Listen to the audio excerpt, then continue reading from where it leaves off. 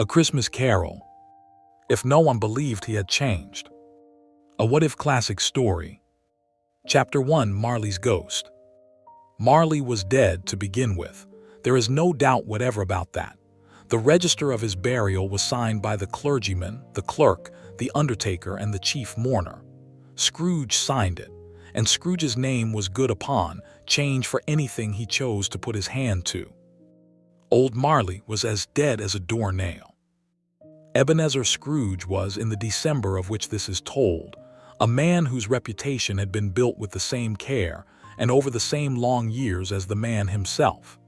He was a tight-fisted hand at the grindstone, a squeezing, wrenching, grasping, scraping, clutching, covetous old sinner, hard and sharp as flint, secret and self-contained and solitary as an oyster.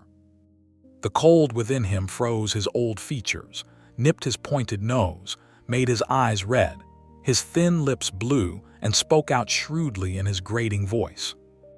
External heat and cold had little influence on Scrooge. No warmth could warm, no wintry weather chill him, and the people of the city had arranged their opinions of him as one arranges furniture in a room one expects never to rearrange. Nobody ever stopped him in the street to say, with gladsome looks, "My dear Scrooge, how are you? When will you come to see me?" No beggars implored him to bestow a trifle. No children asked him what it was o'clock.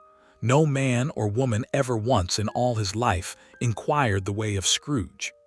Even the blind men's dogs appeared to know him, and would tug their owners into doorways to avoid him. But Scrooge knew nothing of this, or, knowing it, did not care, for it was the very thing he liked. To edge his way along the crowded paths of life, warning all human sympathy to keep its distance, was what the knowing ones called nuts to Scrooge. And here is the point that must be understood before everything else, the foundation on which this whole telling rests, that Scrooge had spent 40 years teaching the world exactly who he was, and the world had been an apt and thorough pupil. A reputation is a lesson taught over a lifetime, and Scrooge had taught his lesson without a single day's holiday for 4 decades, and the city had learned it down to the bone. There was not a man, woman, or child in London who did not know, with the certainty of a thing known since childhood, that Ebenezer Scrooge was a hard and grasping man who cared for nothing but money. It was not an opinion any longer. It was a fact, like the river, like the weather. And facts of that kind, as Scrooge would discover, do not change merely because the thing they describe has changed. They long outlive their own truth. The tale of that Christmas Eve is too well known to need the telling in full. How his nephew came with his Merry Christmas uncle, and was rebuffed with bah, humbug. How 2 portly gentlemen came collecting for the poor, and were sent away with the wish that the surplus population would decrease, and so reduce the burden on honest men. How his clerk, Bob Cratchit, froze over his copying and was grudged a single coal and a single day's holiday. And how that night in his cold chambers, the ghost of Jacob Marley came to him, dragging the chain he had forged in life, link by link and yard by yard, a chain of cash boxes, keys, padlocks, ledgers, deeds, and heavy purses wrought in steel, and warned him that he, Scrooge, wore such a chain himself, longer and heavier by far, and that 3 spirits would come to give him the one chance Marley had never had, the chance to change his fate. Scrooge did not believe it. Of course he did not. He was a man of business, and he attributed the apparition to an undigested bit of beef, a blot of mustard, a crumb of cheese, a fragment of an underdone potato. There was more of gravy than of grave about it, he told the ghost. But the spirits came, and the spirits, unlike the city of London, were able to do the one thing the city could not. They were able to make Ebenezer Scrooge change. Chapter 2. The 3 Spirits. The ghost of Christmas past came first, a strange childlike figure with a bright clear jet of light springing from the crown of its head, and it took Scrooge by the arm and bore him out through the wall into the open country of his own boyhood, and there the changing began. It showed him the lonely boy left at school when the other children had gone home for Christmas, reading by a feeble fire, and Scrooge wept to see his poor forgotten self.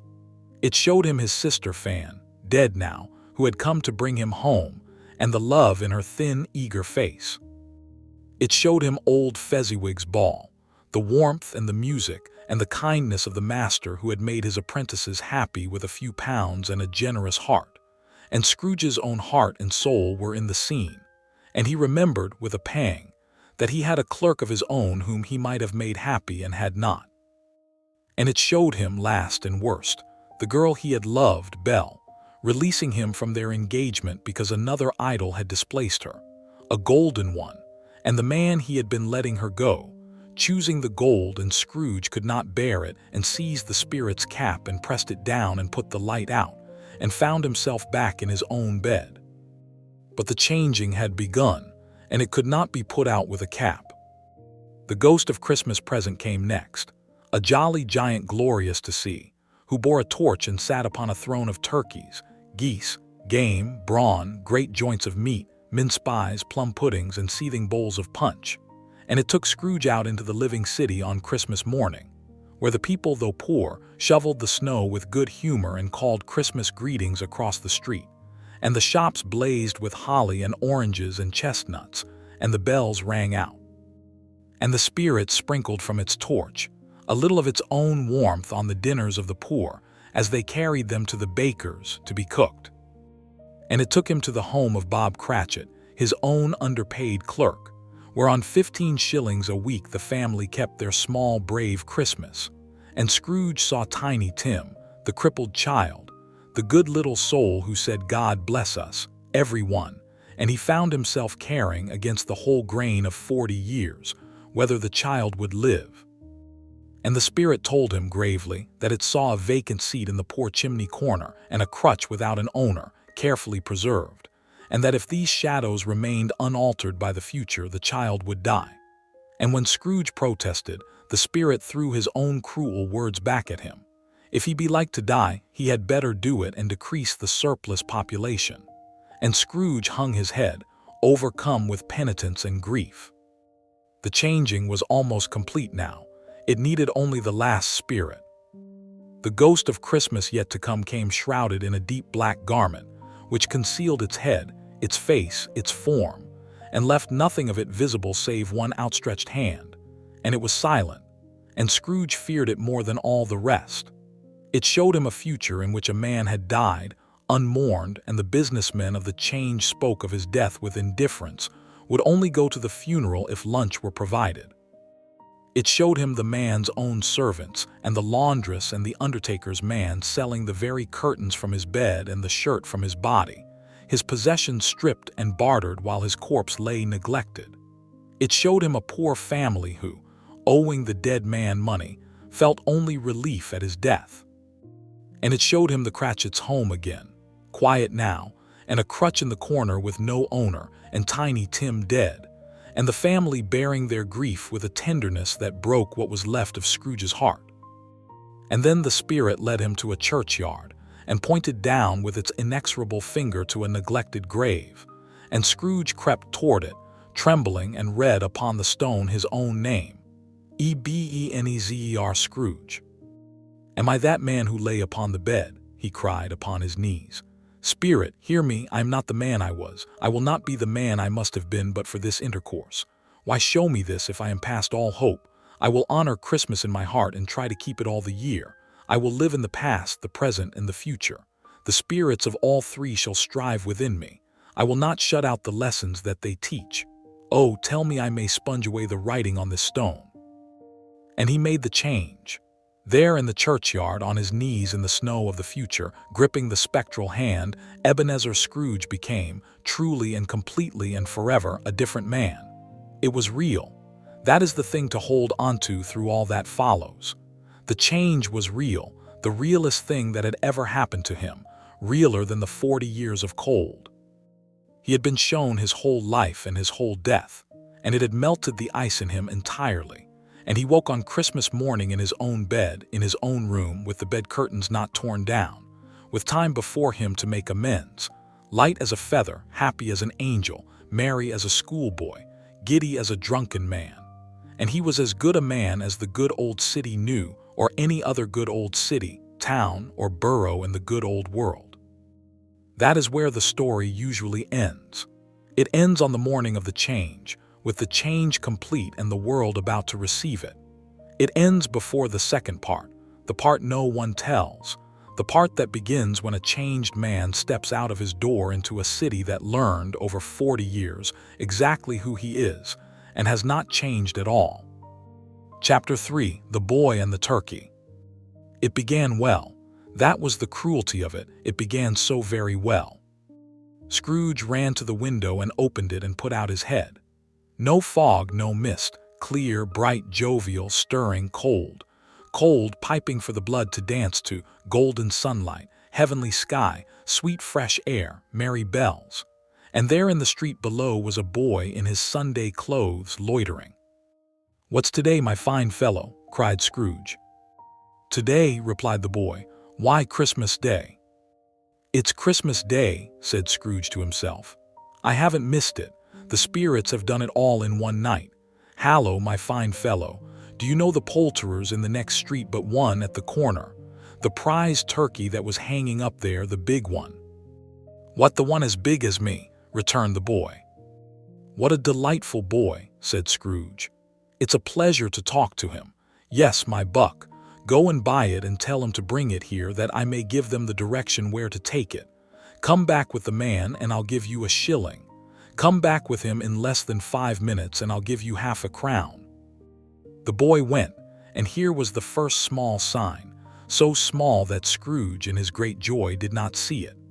The boy ran, but he ran looking back over his shoulder, twice, 3 times at the window where the old miser leaned out laughing.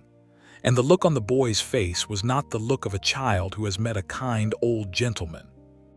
It was the look of a child who has been spoken to strangely by a man everyone in the neighborhood has warned him about, and who is doing what the man asked because there might be a half-crown in it, but who is keeping one eye behind him the whole way in case it is a trick. For every child in that quarter knew Mr. Scrooge. They knew him the way children know the things grown-ups have taught them to fear, completely and without question. He was the cold old man from the counting-house, the one who never gave, who shooed away the carol singers, whose name was used by tired mothers as a word for meanness.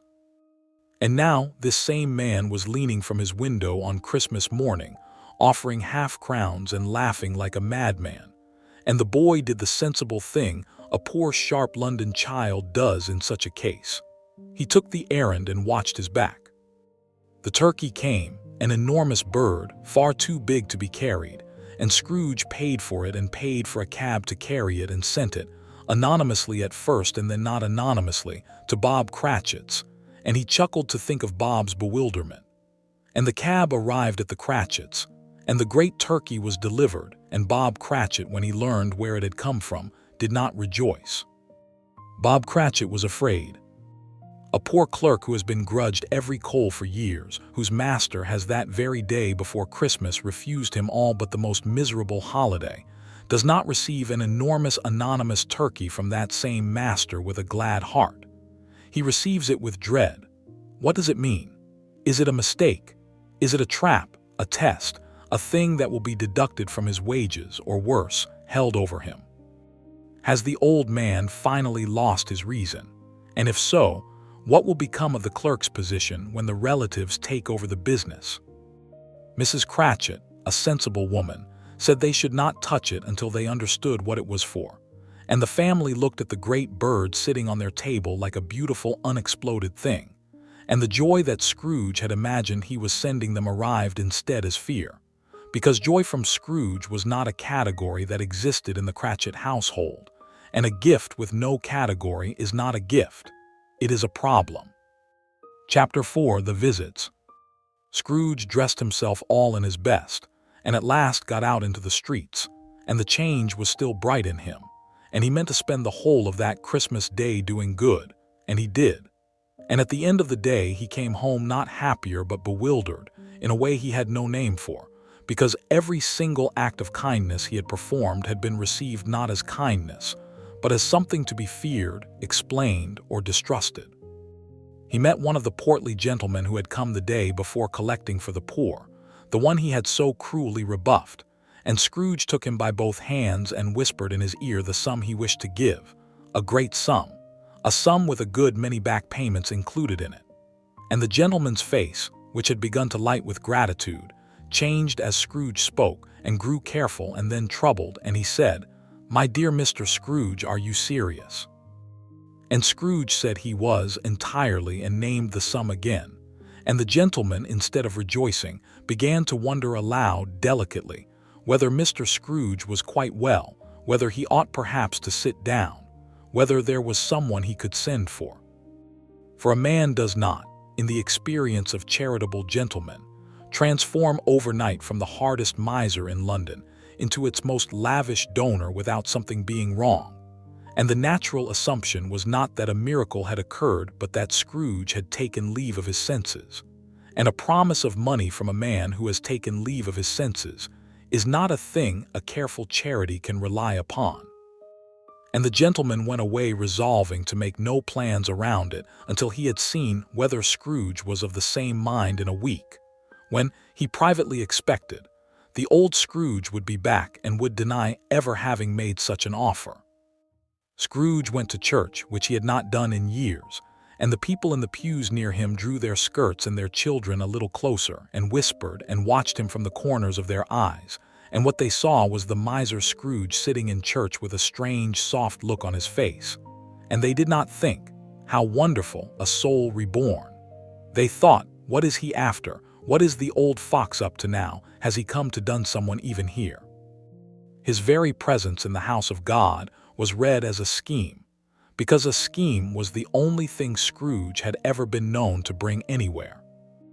And in the afternoon he turned his steps toward his nephew's house, where he had been invited and had refused with a sneer, and he stood a long time on the doorstep with his hand on the knob, his heart beating high, terrified, before he had the courage to knock.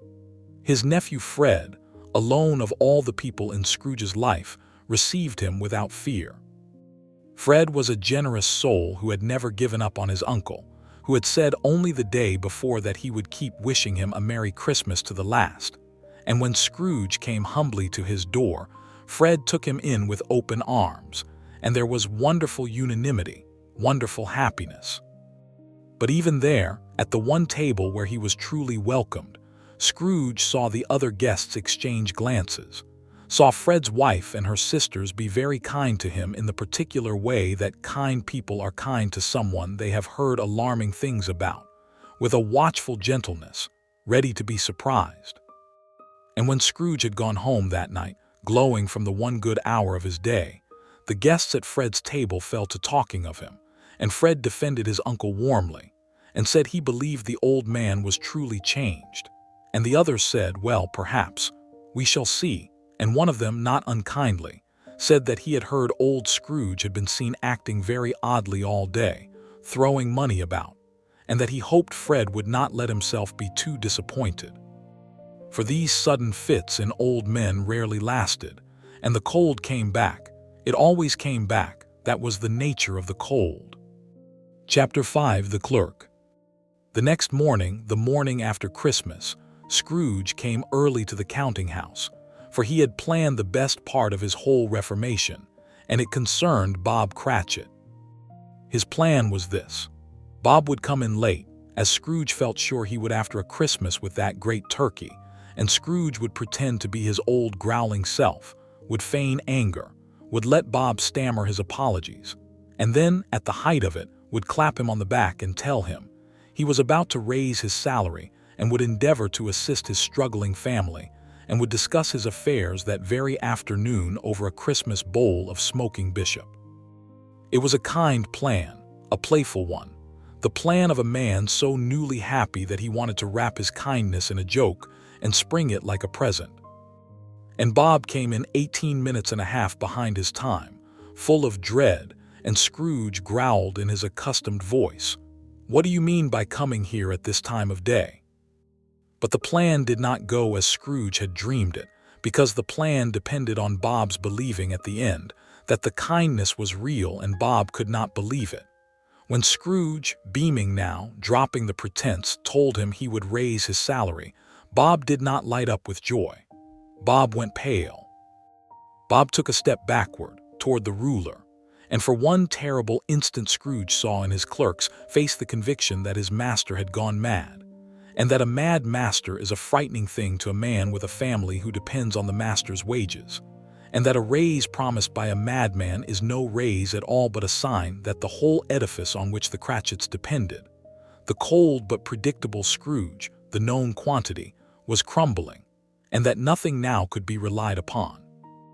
Scrooge saw it, and his heart turned over, and he tried to reassure Bob, tried to explain that he was not mad, that he was changed, that he had seen things in the night that had altered him forever. And the more earnestly he explained, the worse it became. For what could be more like madness than an old miser earnestly explaining that ghosts had visited him in the night and made him generous? Bob backed away and made soothing noises and agreed with everything and looked for the door. And Scrooge understood, with a grief that was entirely new to him, that he could not give Bob Cratchit the one thing he most wanted to give, which was the simple knowledge that he was now safe and valued, because the giving of it required Bob to believe in a Scrooge that 40 years had taught him could not exist. He did raise the salary, he did help the family, he did all of it, every kind thing he had planned and more, and the Cratchits' material lot improved, and Tiny Tim, who did not die, lived and grew stronger under the better food and the doctor Scrooge paid for. These were real goods, and they mattered, and Scrooge clung to them in the hard months that followed as the proof that his change was worth something. But the warmth he had longed to give along with the money never arrived, because it could not be received. The Cratchits were grateful, carefully, watchfully grateful, the way you are grateful to a powerful man whose moods you cannot predict and on whom your bread depends. They never relaxed with him. They never came to love him, as he had dreamed in his first bright morning they might. They took his money with thanks and kept their hearts at a careful distance, waiting, always a little waiting, for the cold to come back, because everyone knew the cold always came back, and a wise family does not let itself grow warm at a fire it has been told will go out. Chapter 6. The Long Year. So began the long year of Ebenezer Scrooge's reformation, and it was the loneliest year of his life, lonelier by far than all the 40 cold years that had gone before, and the reason was simple and terrible. In the cold years he had not wanted anyone, and now he wanted everyone, and no one would have him. He gave, and his giving was suspected. He greeted, and his greetings were distrusted. He came to the doors of his neighbors with open hands and watched them count his fingers. The carol singers still avoided his step, because their parents had told them to, and the parents did not unteach it, because a lifetime's true lesson is not unlearned in a season on the strength of some odd behavior that everyone agreed would surely pass. He was invited nowhere except by Fred. He was trusted by no one except by Fred, and even Fred's wife watched him with a hopeful wariness that Scrooge could feel across a room. He found that a reputation is not a coat that can be taken off. It is more like a shadow, and a man cannot step out of his shadow merely by deciding to be a different shape. He had spent 40 years casting the shadow of a miser, and the shadow had been seen by everyone he knew every day for those 40 years, until it was more solid to them than the man. And now the man had changed, but the shadow had not, because the shadow lived not in him but in them, in 10,000 memories and 1,000 cautionary tales and the settled certainty of a whole city, and there was nothing he could do to it from where he stood, for it was not his to alter, it was theirs. And the cruelest part, the part that came to him slowly through the spring and summer of that year, was that the world's disbelief was not stupidity and not malice. It was the world being sensible. The world had a great deal of experience of men, and the experience taught that men do not really change, that the leopard keeps his spots, that the deathbed conversion is forgotten by the convalescent, that the drunk who swears off drink on Monday is drunk again by Saturday, that sudden generosity in the old and grasping is almost always a symptom of decay, of fear, of dementia, or of a scheme. The world had learned to protect itself by not believing in transformation, and the learning was wise, because transformation is rare, and the world is mostly right to doubt it. Scrooge had been the 1 in 10,000 exception, the man who really did change, completely and forever in a single night, and his reward for being the miracle was to live in a world that had correctly learned, from the other 9,999, never to believe in miracles. He understood by autumn that he was being punished not for his old sins, but for the general truth of human nature, that he had drawn the one short straw that the sensible disbelief of mankind made inevitable, that the genuinely reformed man is indistinguishable from the outside, from the schemer and the madman and the fool, and that the world, having no way to tell them apart, treats them all alike, and treats them all with the wariness that the schemer and the madman and the fool have earned on behalf of the one honest convert among them. And slowly through that long year, a question began to form in Ebenezer Scrooge, and it was the most dangerous question he had ever entertained, more dangerous than any Marley's ghost had raised. The question was, what is the use? Chapter 7, What is the use? He fought it at first. He told himself that the goodness was its own reward, that he did not give in order to be loved or believed, that Tiny Tim was alive and that was worth all the suspicion in London, that a man should do right whether or not the world acknowledged it. And these were true things, and for a long while they held. But a man is not made of principles alone, and Scrooge, who had been so newly and so totally open to the longing for human warmth, found that the longing, once awakened, could not be fed on principle. He had not changed in order to be good in the abstract. He had changed because the spirits had shown him a man who died alone and unmourned, and he had been seized by a desperate hunger not to be that man, to be instead a man among men, loved a little, welcomed somewhere, mourned at the end by someone who meant it. That was the real engine of his reformation, under all the resolutions, the terror of dying as Marley died, alone. And now, a year into his goodness, he saw with a sinking heart that he was going to die exactly as Marley died after all, alone and unmourned. Only now he would die alone, having tried with all his might to be loved, which is a colder grave by far than dying alone having never tried at all. For in the cold years, his solitude had been his own fortress, chosen, defended, comfortable in its way. Now his solitude was a prison he was locked out of, not into. He stood every day at the doors of human warmth and knocked, and the doors did not open, and a man who knocks every day at doors that do not open comes in time to a darker place than the man who never knocks. The wanting was the wound. He had been better off, in the simple arithmetic of suffering, not wanting at all. And here the change began slowly to reverse, and the manner of its reversing is the heart of this whole telling, for Scrooge did not turn back into a miser because the goodness in him died. The goodness did not die. He turned back because of a calculation, the kind of calculation he had been making all his life, and it ran like this. The world expects me to be cold. The world has decided that my warmth is a fraud, a scheme, or a madness, and treats it so, and gives me nothing for it but suspicion and the loneliness of the unbelieved. And the world expects me to be cold. If I am cold, at least the world is at ease. At least the boy on the corner does not look over his shoulder. At least Bob Cratchit knows where he stands. At least I am giving people the thing they can accept from me, which is the old hard Scrooge they understand, rather than forcing on them a warm Scrooge they can only fear. My warmth frightens them. My coldness comforted them. Is it not, in a way, a kind of cruelty to keep offering people a gift they cannot bear to receive? It was a monstrous thought, and it had the shape of generosity, which was what made it irresistible. He began, that second winter, to give people what they expected. He let the growl back into his voice, because the growl put the clerk at ease. He stopped offering the warmth that was only ever met with flinching, because the flinching hurt him more than the cold had ever hurt anyone. He still paid the salary, still kept Tiny Tim's doctor, still did in the ledger of deeds a great many good things quietly, where no one need see them and be frightened by them. But the outward man, the man the city dealt with, the man on the corner and at the change and in the counting house, That man he allowed, deliberately, to become again the man the city had always known, because the city was at peace with that man and at war with the other, and Scrooge was so very tired of the war. Chapter 8. The Verdict of the World.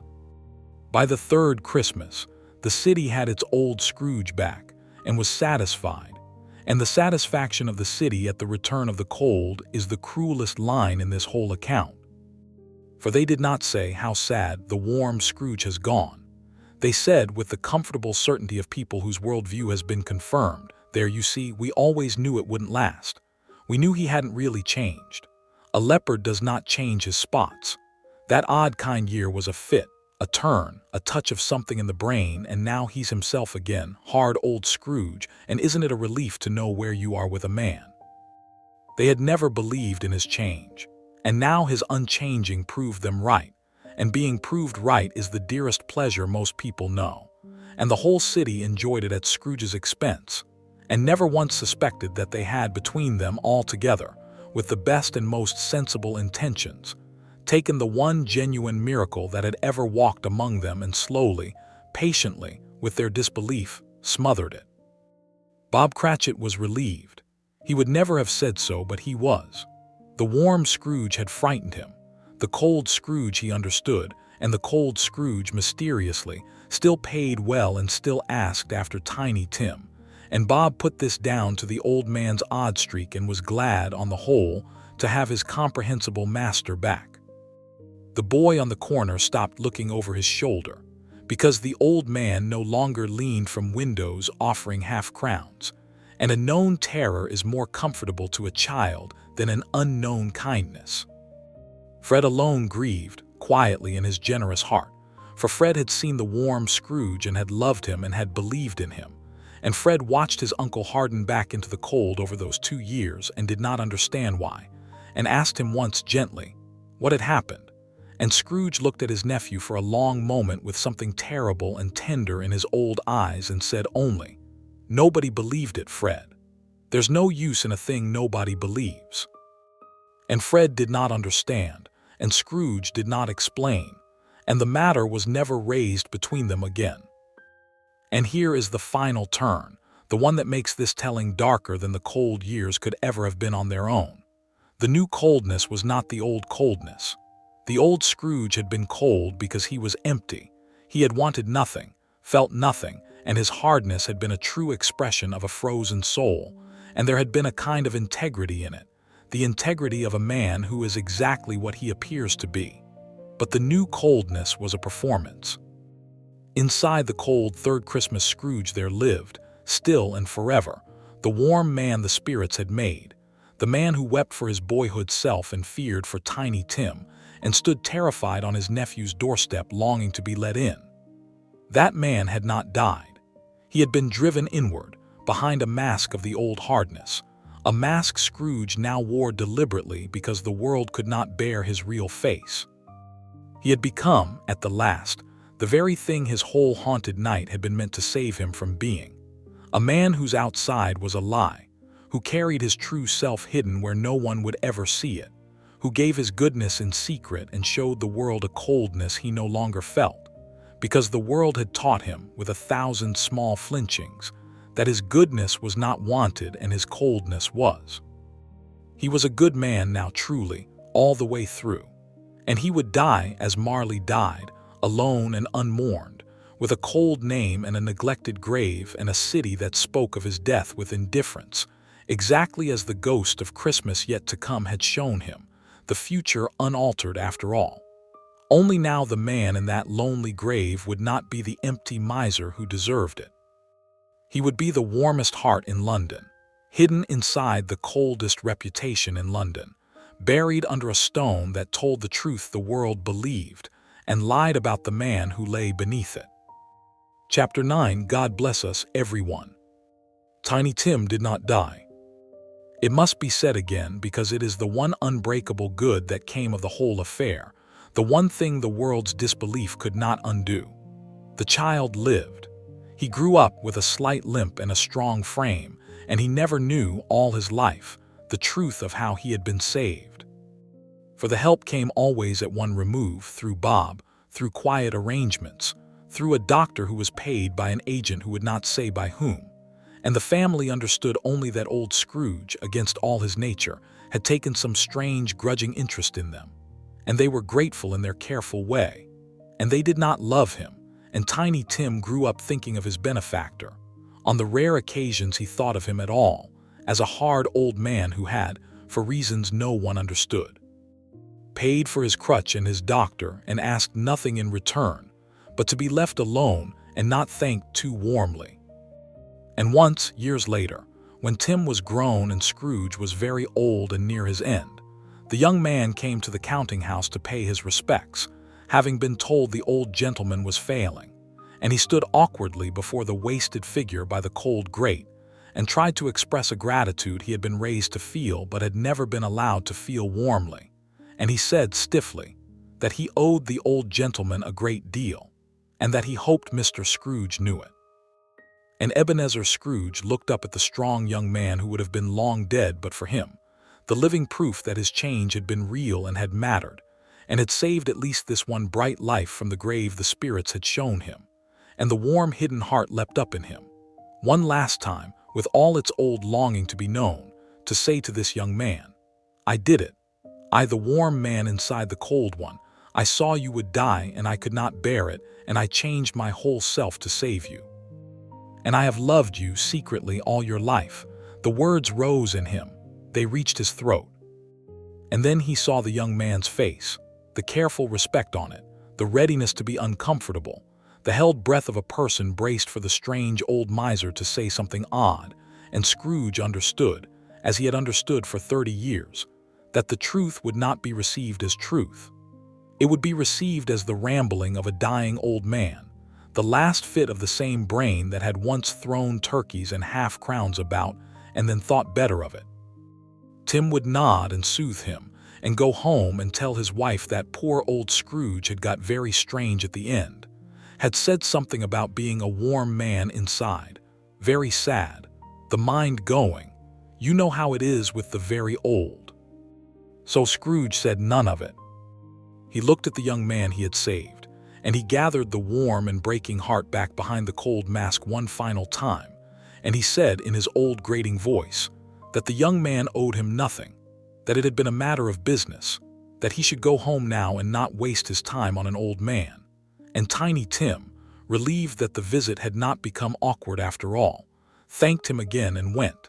And at the door he paused, and out of the goodness that had always been in him since he was a child, he turned back and said the words he had said as a boy, that the old man could not have known he had once said, the words Scrooge had wept to hear in a vision a lifetime ago.